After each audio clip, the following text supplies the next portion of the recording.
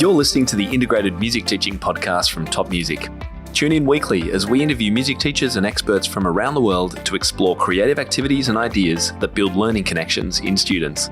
Our integrated music teaching approach will deepen your students' understanding of musical concepts, engage them in critical thinking, improve their reading and performance, foster their curiosity, and prepare them for a lifetime of music making.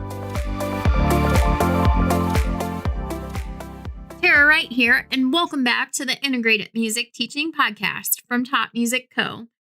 At Top Music, we love guiding and supporting music teachers just like you to engage, motivate, and inspire your students and run the most sustainable studio business possible using our integrated music teaching system. It's great to be with you for another week of the Integrated Music Teaching Podcast. Today's episode is another favorite from the archives with world-renowned conductor Benjamin Zander of the Boston Philharmonic Orchestra. He joins Tim to discuss the direction of classical music and the influence of the music teaching industry.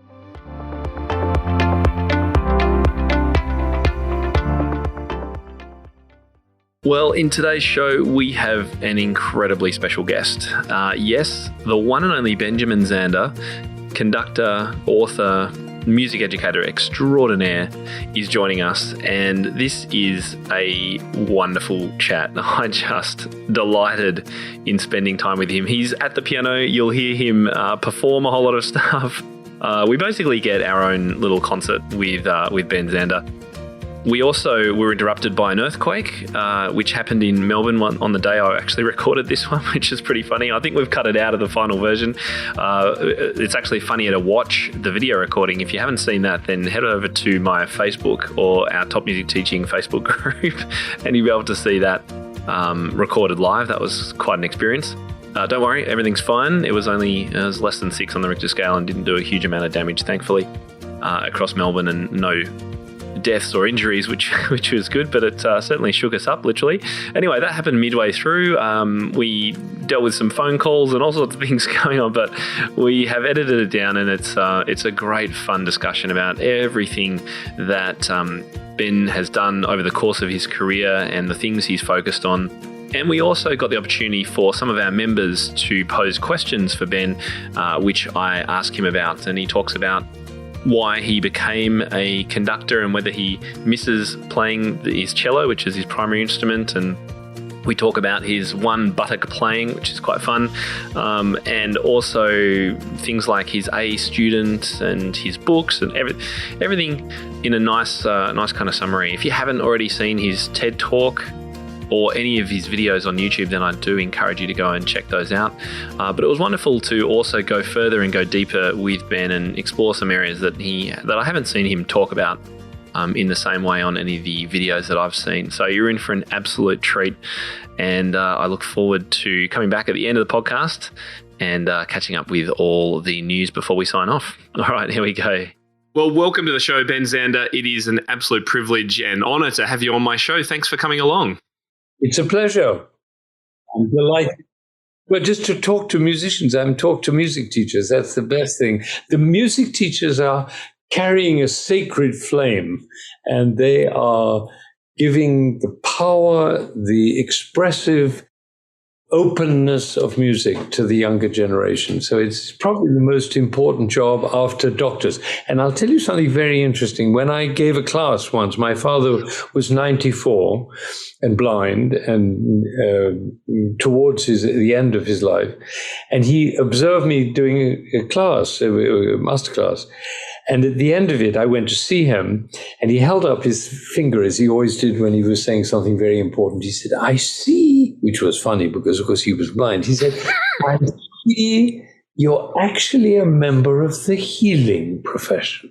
And I remember thinking that was the highest accolade I could imagine for a musician to be named as a member of the healing profession. So I think if we think of ourselves as members of the healing profession, it actually gives a lightness to our step, breath in our hearts, and warmth and the sense of courage to give what we have to offer to young people. Well, I think that's the end of the show. You've wrapped it up beautifully. I don't think there's anything else to say. No, that was a wonderful introduction. I appreciate that. And I know everyone listening will be enjoying hearing those words from you. And when I mentioned to my members and people and listeners that I'd be interviewing you, they were all just could not wait to hear from you, but they all had one thing to say to you, and that is just a massive thank you. Thanks for all that you've done for music around the world, for both classical music and orchestras and instrumental teaching and everything. It's made a huge difference, and you have inspired many, many thousands of people and teachers and musicians. So thank you. I think we have to double that because the TED Talk is now at 22 million views. I looked it up and it was, I think, because you've got it on YouTube as well. And between the two channels. Between the two, it's over 22 million. And the only reason I dwell on that, I'm not into measurement a lot, but this is an interesting case because 22 million people or views is too many to ignore. In other words, there are vast numbers of people who are being pulled in by this. Apparently, it's the most popular TED Talk in China, which is interesting. And what we're dealing with, it comes back to this issue of being part of the healing profession because it's partly about music. The premise of that talk is that everybody loves classical music. They just haven't found out about it yet. So that's my premise, and that is a possibility statement. In other words, it doesn't go down the downward spiral of, oh, well, they don't understand it, oh, it's too difficult, oh, it's European males, or all that stuff that we hear about the downward spiral of classical music. I say you ain't seen nothing yet. I think it's on the rise, and more people are listening and appreciating and understanding. And our job as teachers, and we're all teachers, because a maestro, they say maestro, immediately you think of somebody on a podium who's very grand and important. Not at all. Maestro is a teacher. Every elementary school teacher in Italy is a maestro or a maestra. So our job is to open the minds and hearts to the power and beauty of classical music. And it adds more. It's not just a pleasure. It's not just entertainment. It's actually a way of being, enabling people to be more human than they would be. Because just think of Beethoven. Beethoven was deaf. He was alone. He was sick. He was in a miserable state. At one point, suicidal.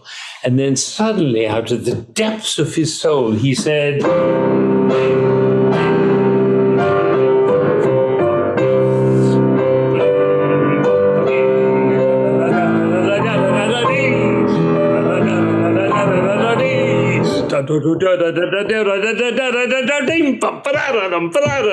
and who can stay gloomy when that's happening?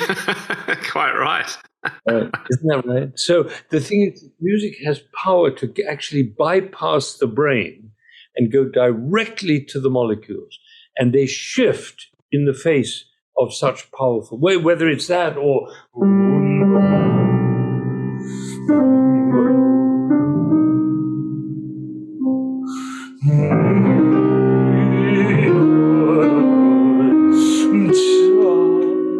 and that F sharp against the G.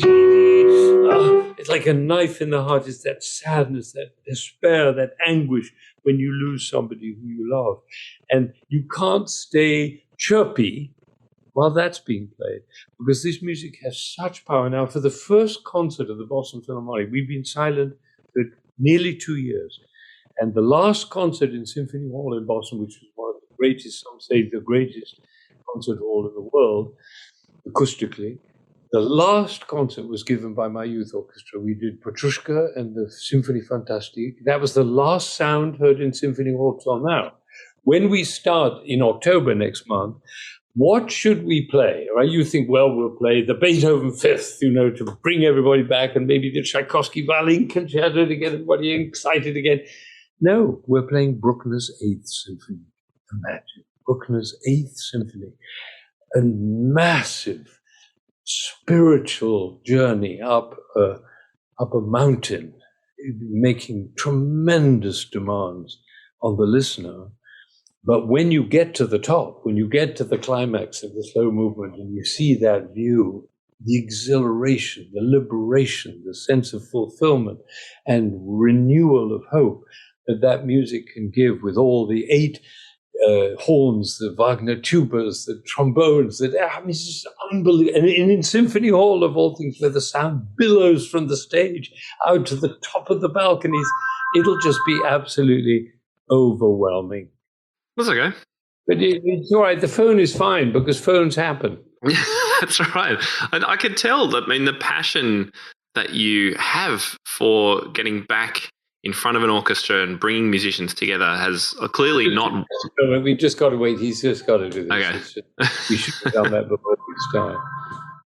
That's right. Are we clear again?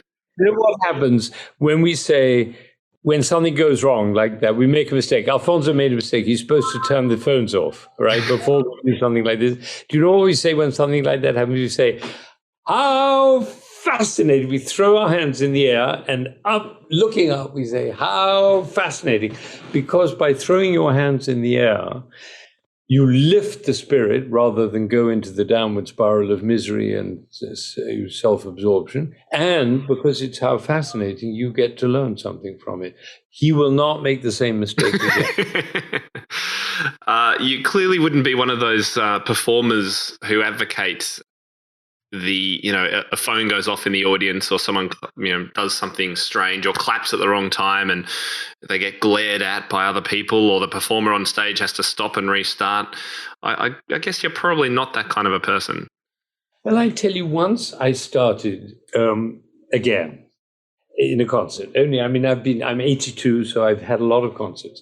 And one concert, I was doing the Mendelssohn Italian Symphony, and as you probably know, and your listeners know, it starts with so 2 bars of well, one of the violinists in my orchestra thought it was and came in a bar early. Well, we couldn't go on. It was not a shy entrance. He was very he was going for it. Right. So we stopped. And I smiled, and I quietly said to the orchestra, how fascinating. And then we started again. And when we got to the intermission, the personnel manager said, I know who did that. Would you like to know? And I said, no, I did that.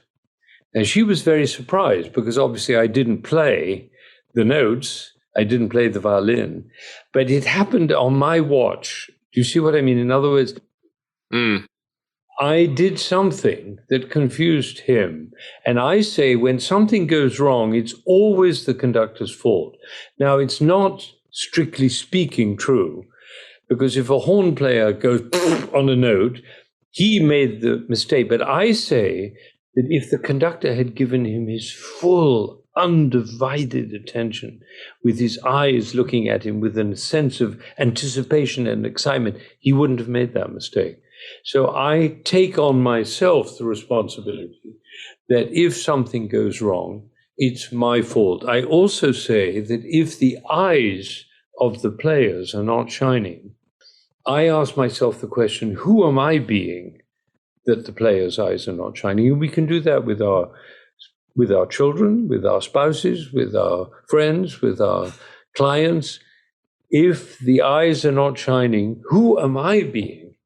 Rather than blaming them for not paying enough attention or not caring or not being serious enough or whatever we say. We always blame people and find fault with people and threaten people. And that doesn't create a good relationship. And they're less likely to be free and expressive if they're in that kind of mode of fear. So it's a transformation of the relationship, which is very important for teachers.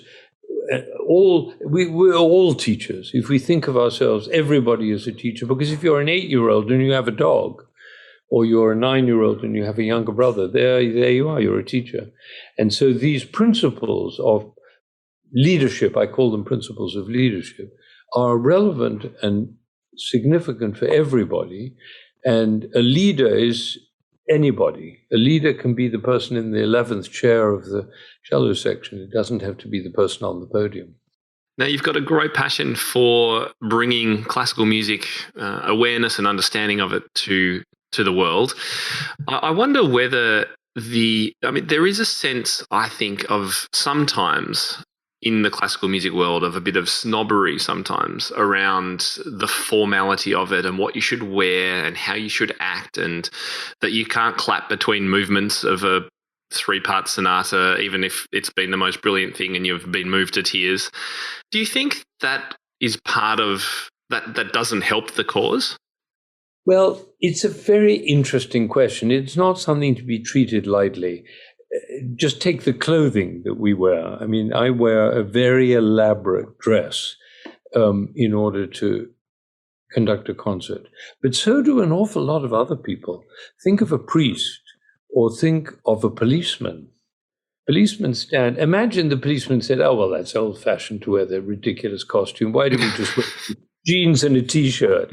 People would take it less seriously. They'd be less likely to follow the rules if the guy, it's the costume, the tradition, the habits are very, very valuable because they're part of the ritual, and these musical experiences lift people up from the normal everyday life, the mundane and the banal, and take them to a plane. That's why you play a Bruckner symphony, because there's nothing mundane about it. It's not even like in Mozart, it's all about conversation and intricate relationships between people. Bruckner's not. It's about the cosmic conversation. You look up and wonder what our place is in the cosmos. So to have a formality there, the clapping is a very interesting one, because you get to the end of the first movement of the Brahms second piano concerto, the desire to clap is overwhelming. And I think you should do it. I think it would be absurd really not to. But what I teach my audiences, and I have an enormous advantage because I speak to the audience, it's become a tradition in my concerts, 45 minutes at 6:45 for an 8 o'clock concert, the audience gathers, and they don't all gather because they don't all know about it. It's the same thing, classical music, they don't all know about it. But the people who know about it gather in the hall for 45 minutes of enlightenment, I would say. What to listen for, what to expect, what the composer is trying to say, what experience we've had in preparing it, what particular issues we've been dealing with, and they get very engaged and involved. And I say, and one of the concerts of the 3 that we do is what's called Discovery, and that's live. In other words, I do it actually in the concert, not before. And there I have a chance to say, please, when you get to the end of this movement, don't clap, because the whole experience is one thing. And let the applause well up in you gradually as the piece goes along. And when you get to the end, and you will definitely know when the end is, then let it all out in the most effusive, grand, and enthusiastic way, where if you get some kind of desultory clapping in between, you don't get the effect. And that's one of the beauties of classical music. You know, I had this wonderful experience. I was at the Grammys because my Bruckner Fifth Symphony was nominated at the Grammys. And so I was there, and I met one of the pop singers, and he said, "How long is your song?" And I said, "Oh, it's about 85 minutes. He said, "Oh, mine's 3 minutes." Well, that's the difference, right? A pop song lasts 3 minutes. And explores what you can explore in 3 minutes. And some of the pop songs are absolutely staggeringly beautiful. Billie Holiday's song, you know, you wouldn't want to listen to anything else at certain moments. But it explores only what you can do in 3 minutes. In 85 minutes, or in Mahler's Ninth, the case of the Ninth Symphony, which I took on tour with my youth orchestra, those 90 minutes explore everything that human beings are capable of experiencing. And so what a story to be able to share. And so we expect of the audience some of the same discipline and listening skills and caring and availability that we expect of the players. And so the players dress up too. And so everybody's feeling, now this is something special. And I just went to a wedding. Actually, I was the priest at the wedding. For a day, I became the priest at a student, two students of mine got married day before yesterday. It was yesterday, actually. It was fantastic. And it was a wonderful thing. And it was the most heavenly place, and the sun going down and the moon coming up, and this woman in a white dress. I mean, like, you couldn't imagine anything more beautiful. And everybody was dressed up and excited. That's a memorable event, right? We'll all remember that event. And being memorable is part of what we're doing in life, because I always say life consists of creating memories. I remember my daughter and I went on a holiday together, and she was about 16. And I remember one day she said, "Dad, before we go in, let's have one more memory." I thought, now she's got it. She's got it. She knows what we're talking about here. One more memory. And I think if we could go through life saying to ourselves, let's have one more memory.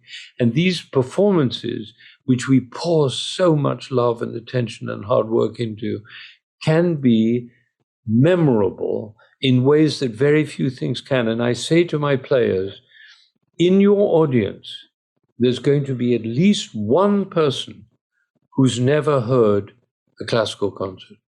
And there's going to be one person who will never hear another one. Mm.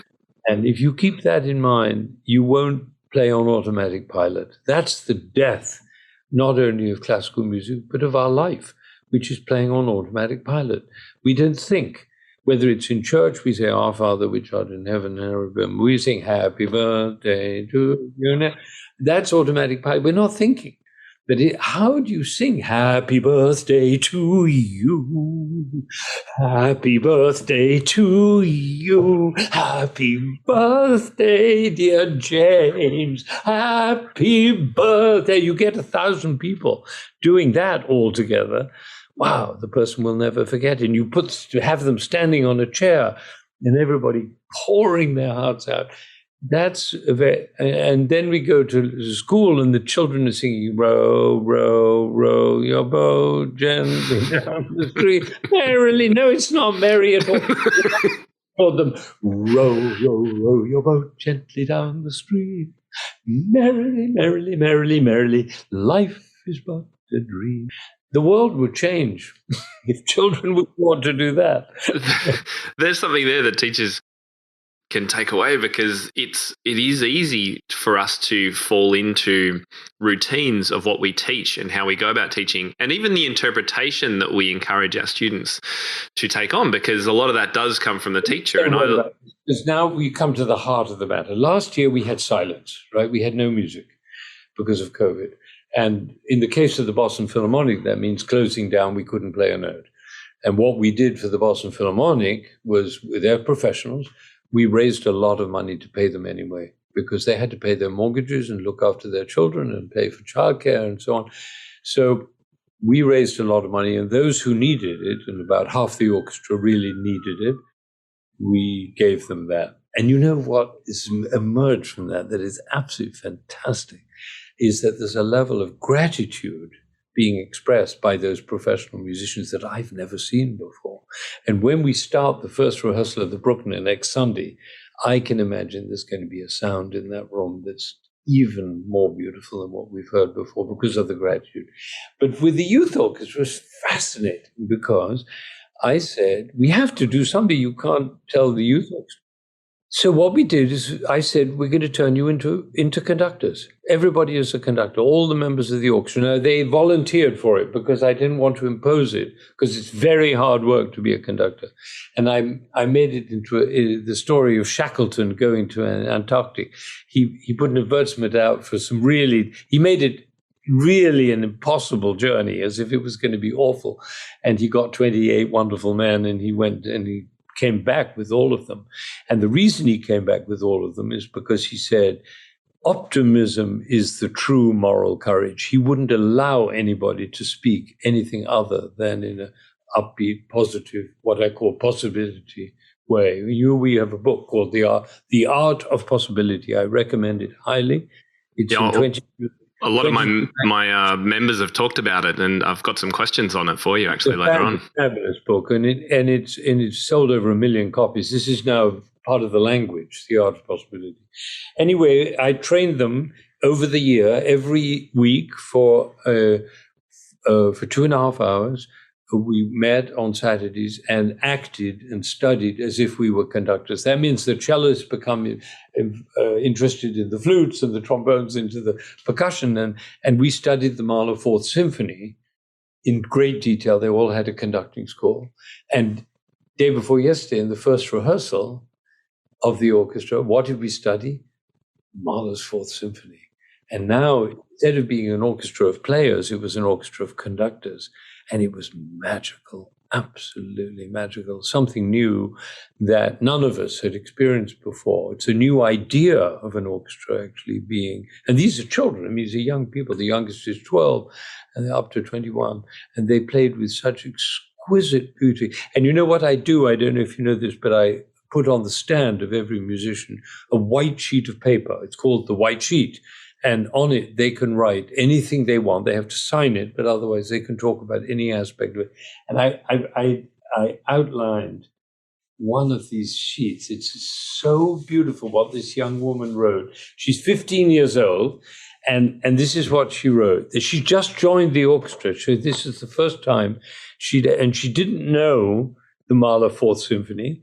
And she refers to 2:30 is the time it begins. And I always say it in an exaggerated English accent. So they always say 2:30.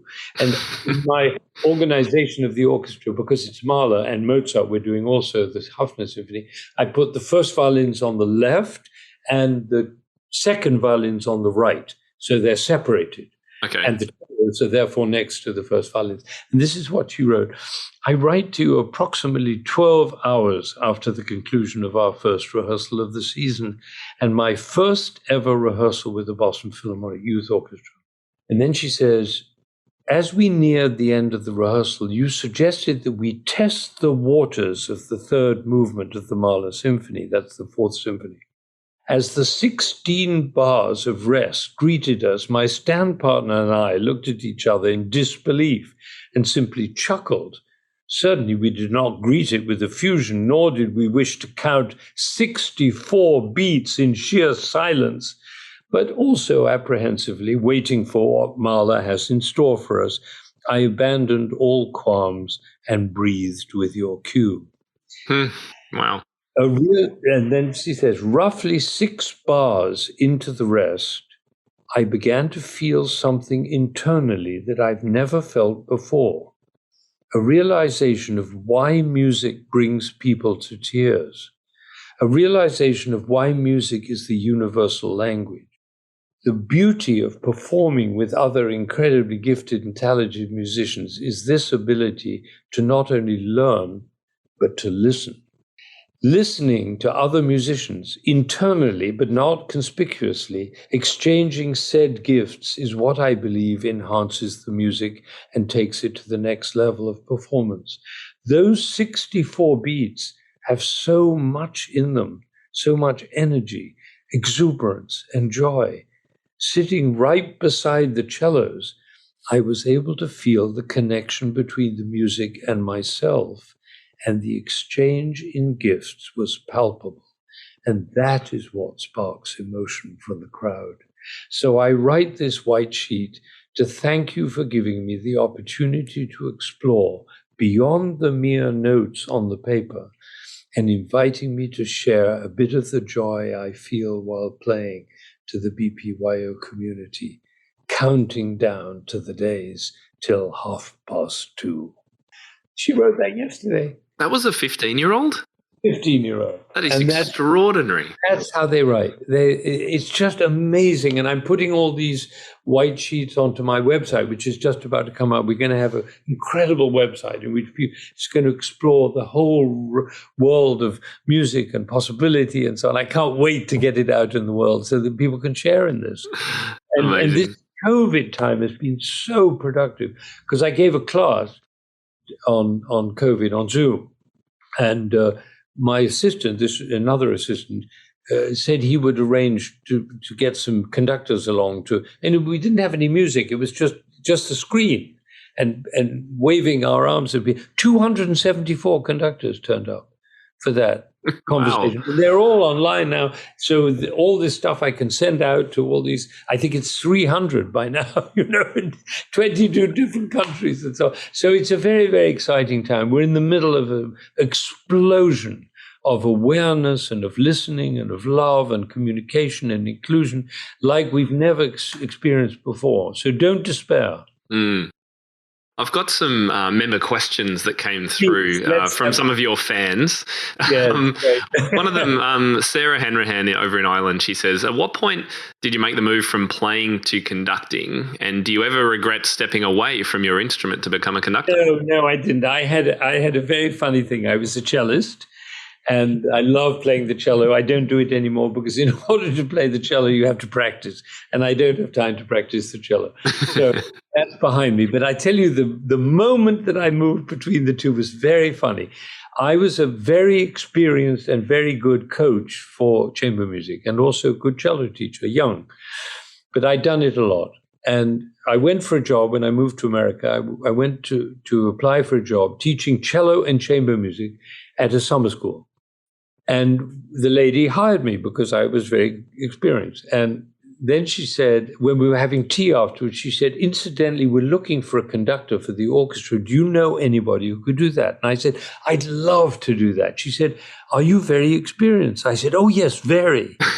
Now, at that moment, I hadn't actually conducted.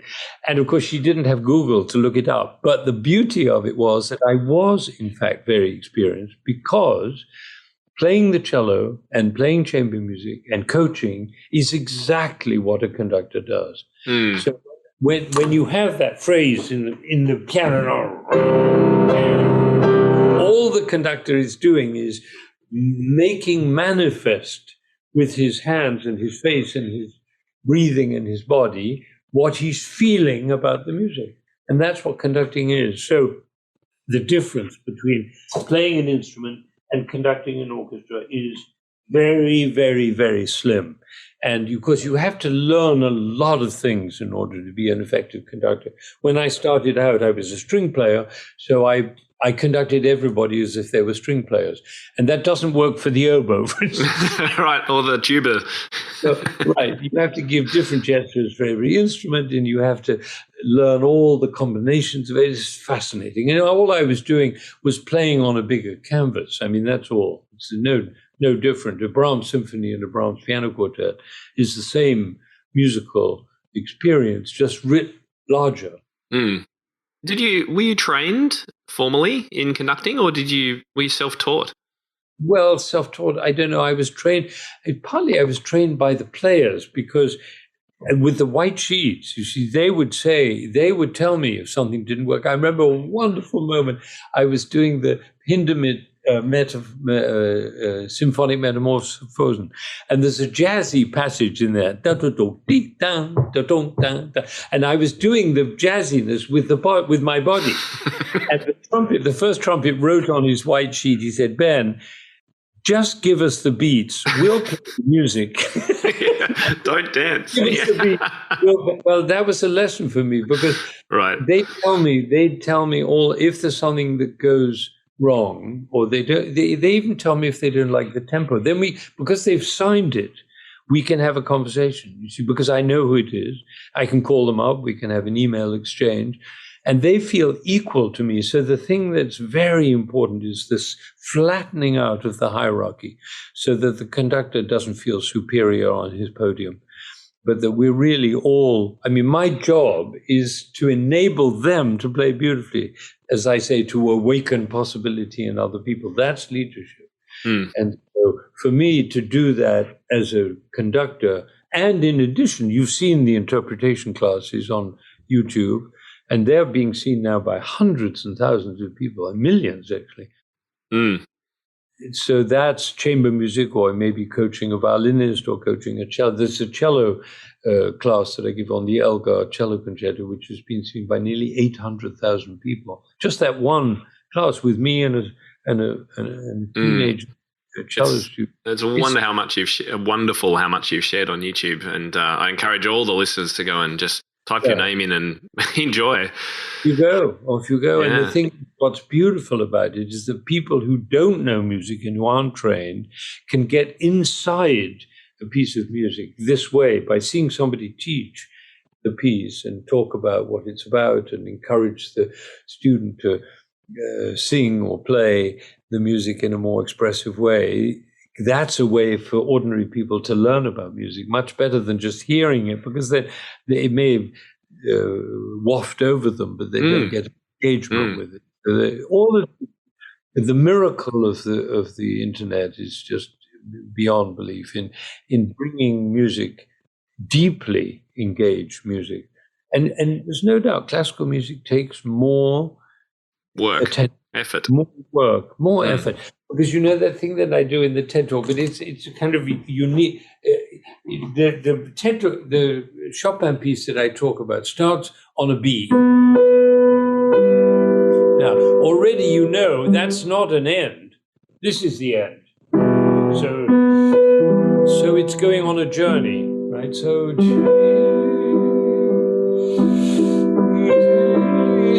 repeats the same note, again the same note, again the same note, and now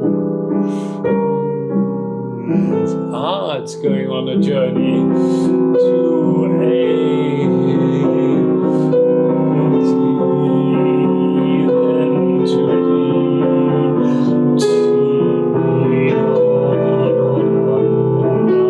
to F sharp, to F sharp.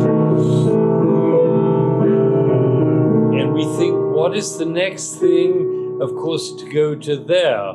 But that would be much too early because we only got half the piece. So he goes and says, let's do it again.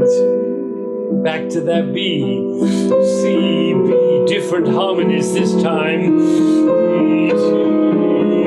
Now it gets exciting.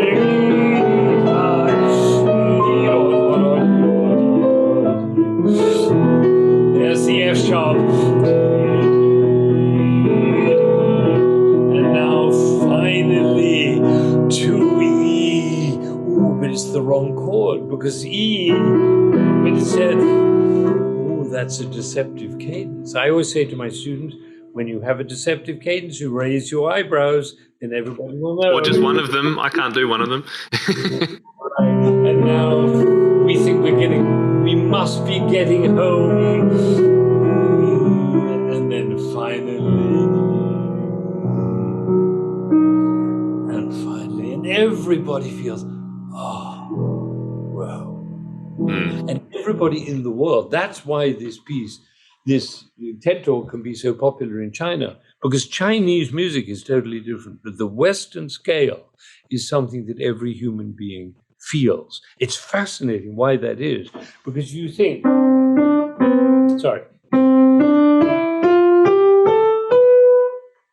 isn't it interesting? Because everybody, exactly, and that's human beings. That's not Germans and French and English and Americans. That's everybody in the world feels that B, wanting to go to the C, because it's built into the structure of the harmonic scale, the Pythagorean scale that the Greeks discovered thousands of years ago. That's based into our, and so Wagner, who takes the harmony to the absolute extreme, can build a whole opera on the idea of suspending and delaying the satisfaction until the final note of the piece 5 hours later. Tristan and Isolde, in order to describe the yearning and longing of the lovers in the story. Whereas in Meistersinger, everything's in C major and it's all about cobblers and regular people and ordinary society. He created a completely new language for each opera. Isn't that amazing? Completely different, based on this 12-note system that we have. I mean, it's a kind of extraordinary miracle. And one of the great mysteries of life that we have this music. And imagine life without this music. My goodness, I think I could learn so much by just listening to you interpret, explore, explain these amazing pieces of music. Time's limited, though. I'm very conscious. I've got a couple more questions that I'd love to ask you. What I would say one thing about that is that at 82, I'm literally more excited, more engaged, more involved in music than I ever have been. So I recommend the 80s to your listeners. That's good. I've got a while to go. Yeah, the 80s are the fulfillment of it all. Anyway, go on. One of the other key themes of your career and your presentations have been this idea of one buttock playing. One of our listeners asked, for students who play with very heavy impulses and can't hear it in themselves, even when hearing examples of what it should be like or recordings of themselves, how do you help them hear and remove those extra impulses? Well, that's a beautiful question. I mean, this is a life question. You understand, it's not just about music. Because people live life, many people live life with many heavy beats. They step one step at a time. The idea that a beat, that a bar of music is like a beat is essential to this notion. So if you take the Ninth Symphony, everybody knows, right? So if you think Freude, schöne Götter, Funken, Tochter, and you often see choruses singing that and with their heads going up and down on heads every nodding, note. yeah. Right. Okay. But now move the tempo a little faster, and instead of Freude, you get Freude, schöne Götter, Funken. Instead of doing heavy light, heavy light, heavy light, heavy light, you start having Freude, schöne Götter funken, Tochter aus Elysium, wir betreten Feuer trunken ihm. Now go a little faster and you get Freude, schöne Götter funken, aus Elysium, wir betreten Feuer trunken ihm, die Schönheit Heiligtum, deine Zauberei, was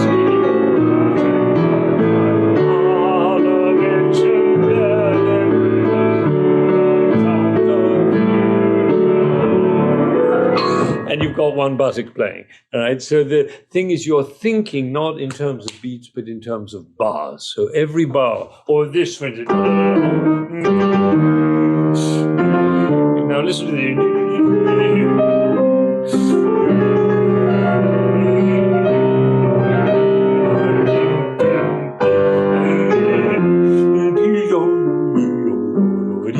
One, two, three, four. Or this. I'm joining these notes.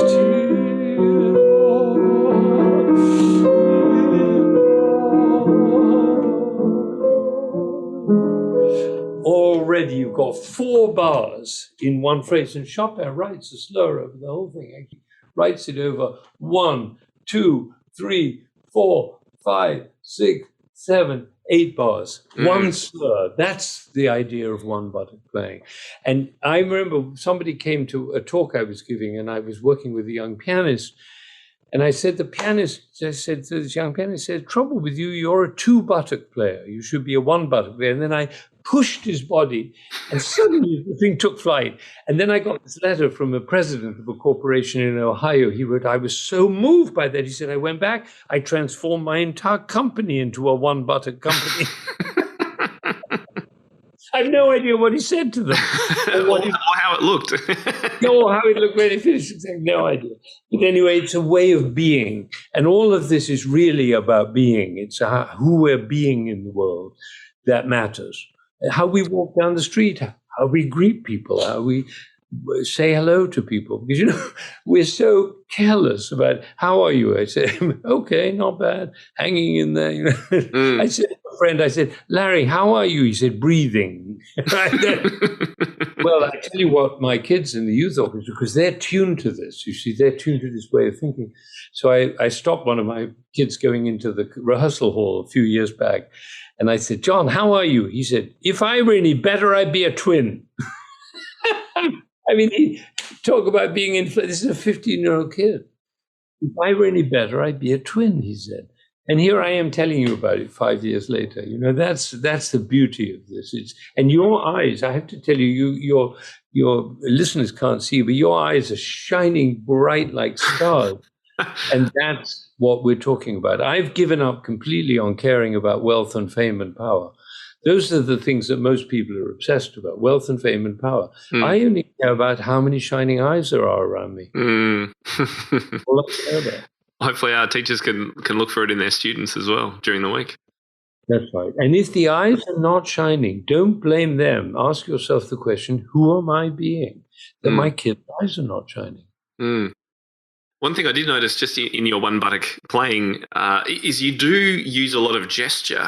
I wonder, going back to Rebecca's point about kids that challenged by feeling longer phrases and gestures, is there physical movement in the body, the conducting that you're doing, that could help feel that? They almost conduct as they're listening to music over big phrases.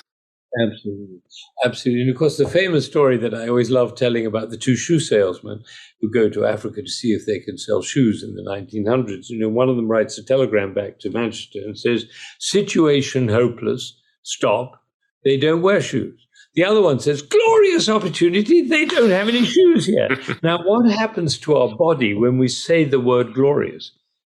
Glorious opportunity. Immediately the hands go up, the head goes up, the breathing is, and suddenly we're in a possibility mode, which goes with the idea of glorious opportunity. So what we say controls how we are being with our bodies and our connections and our relationships.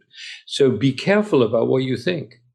One other question that we got through was about your A method. Your student, your idea of giving, you'd be better to explain it.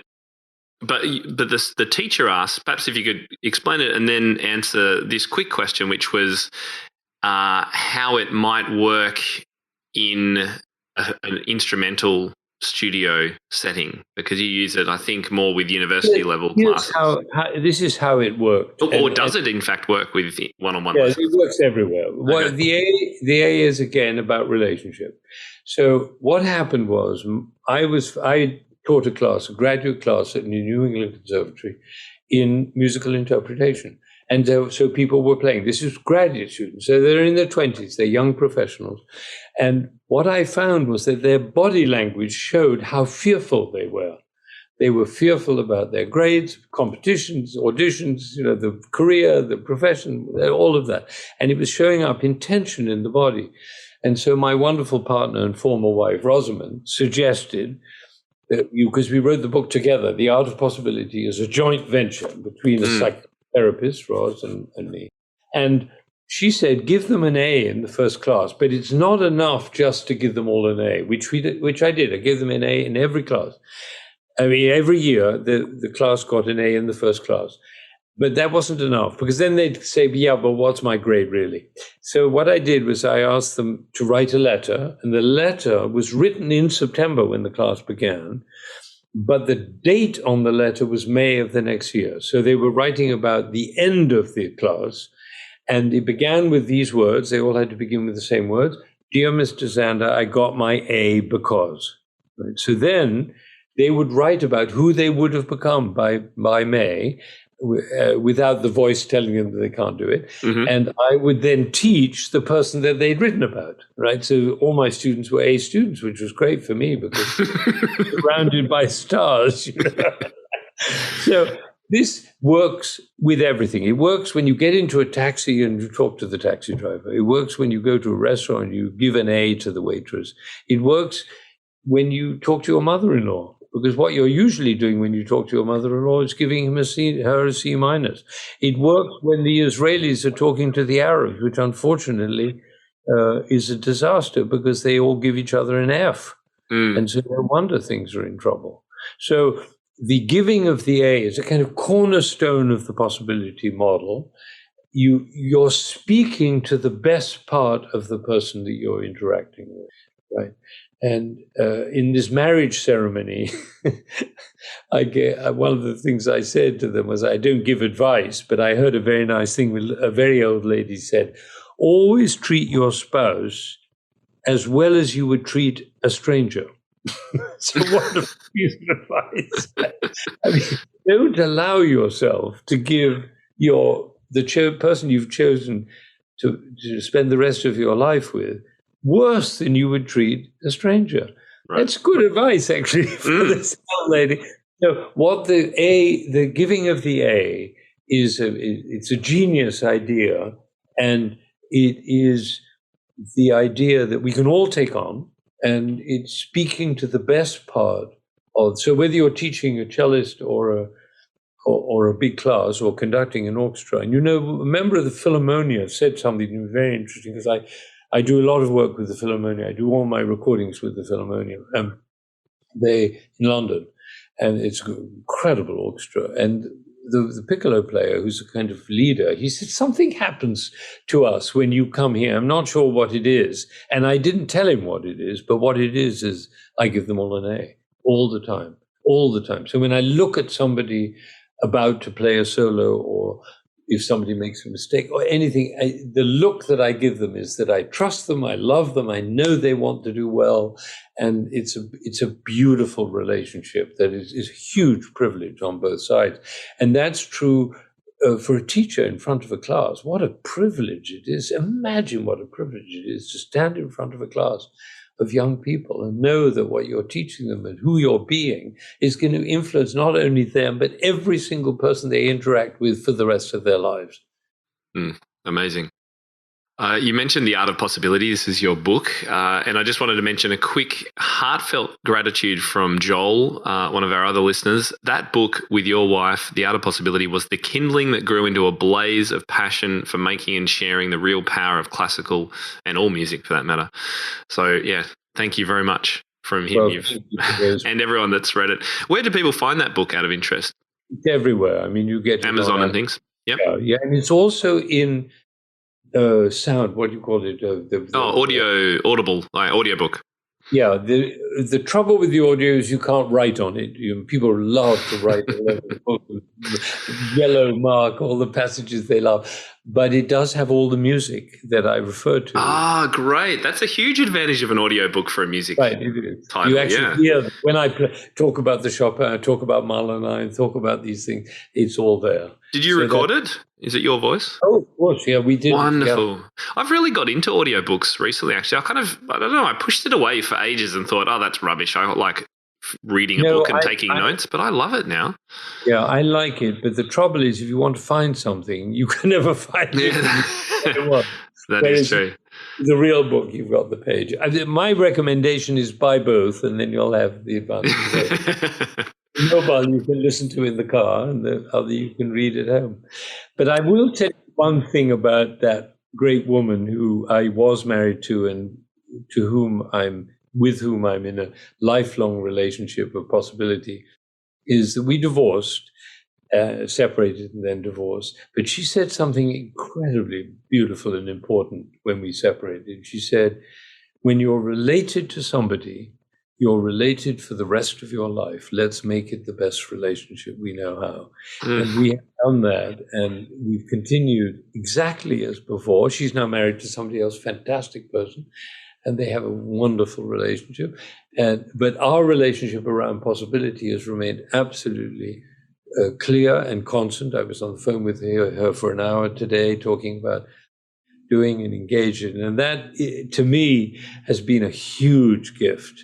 Because most people, when they separate, they try to make the other person as miserable as possible to justify what happened. But it's a mistake. It's a mistake. Oh, wonderful. Ben, it's been an absolute pleasure chatting with you today. Thank you so much. I feel like I've had a little performance. I've heard you play. I've been able to watch you conduct and gesture. It's just been magnificent. Before we wrap up, was there anything? I mean, you were clearly so positive about the future of music and music education. Is there anything else you wanted to say to the teachers out there who have had a super difficult year and a half? Don't lose heart, because the thing is, the world depends on us. The bankers and the real estate agents and all those people, the letters that we get and I'm sure it's true for all of you too, the letters we get of gratitude and appreciation from former students about what it was that we gave them. Bankers and real estate agents don't get those letters because we touch the heart. We shape the way of thinking of the people. And if we can keep that faith, it's really a question of keeping faith. And faith is what's important. I don't mean religious faith. I mean faith in ourselves, because expectations lead to disappointment. So don't look for expectations. And hope is you only have hope if you doubt, right? if you think it's not going to work. So faith is that which enables us to go forward, knowing that we're making a difference, knowing that what we're doing is of significance and it will have an impact on everybody we touch. And that is, if we give up, and particularly, I must say, not only in difficult times, but also in times where religion is no longer providing to most people that inspiration and recourse, it actually goes to the music teachers. We are finally the most important people left. I mean, I just invented that. It's not true, but it'll do. I know. Just hearing that will have lit a flame and rekindled a lot of teachers' energy, Ben. So thank you for saying it. At least made a little smile across the face. But I'll tell you one last thing, and that is that in fact, if I may, two things. One is that we think of people being cynical, and certainly if you're a conductor and you go a lot of guest conducting and you see a lot of faces that look cynical, I have a way of dealing with that, which is to say that a cynical person is a passionate person who doesn't want to be disappointed again.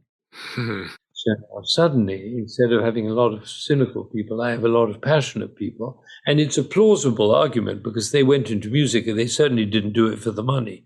So they went in because they were passionate about it. And then they had one disappointment after another. So our job is to speak to the passion. And if I may tell one story, which I think has to be affect people the way it affected me, which was I met a woman who had survived Auschwitz, and she went to Auschwitz and she was 15 years old. I tell this story so many times, but I never, ever feel that it is not alive to me. It just is the memory of her telling it. She was 15, her brother was 8, and the parents were lost, and they were in a cattle train going to Poland, to Auschwitz from Germany. And she noticed that her brother had lost one of his shoes, and she was furious. She said, "Why are you so stupid? You're always losing things. For goodness sake, can't you keep your things together?" You know, perfectly natural for an elder sister to feel that and feel fearful. But unfortunately, it was the last thing she ever said to him, because she didn't see him again. He didn't survive. And so when she came out of Auschwitz at the end of the war, she made a vow, and the vow was, "I will never say anything that couldn't stand as the last thing I ever say."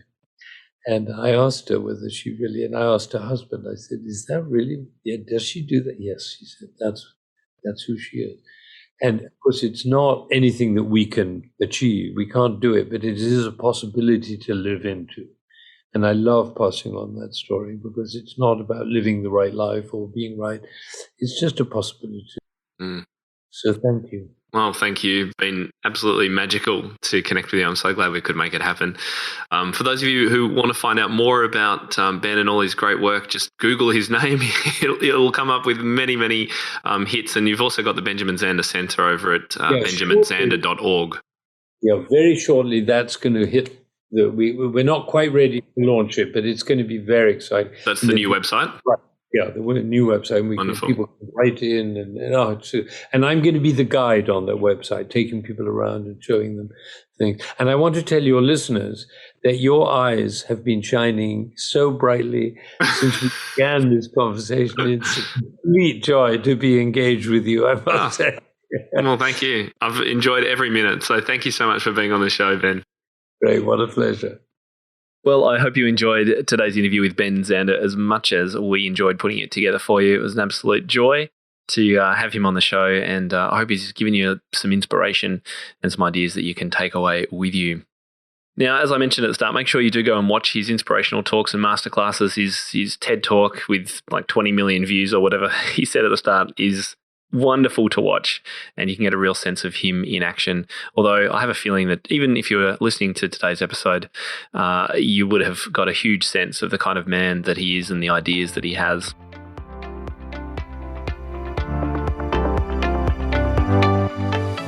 How do you keep up to date with all the latest trends and research into music education? How do you connect with other teachers around the world and make sure your teaching stays fresh and relevant for students of all ages and stages, both now and into the future? I created our Top Music Pro membership to be the one-stop shop for music teaching resources, training, support and community, and I'd love for you to come and join us inside.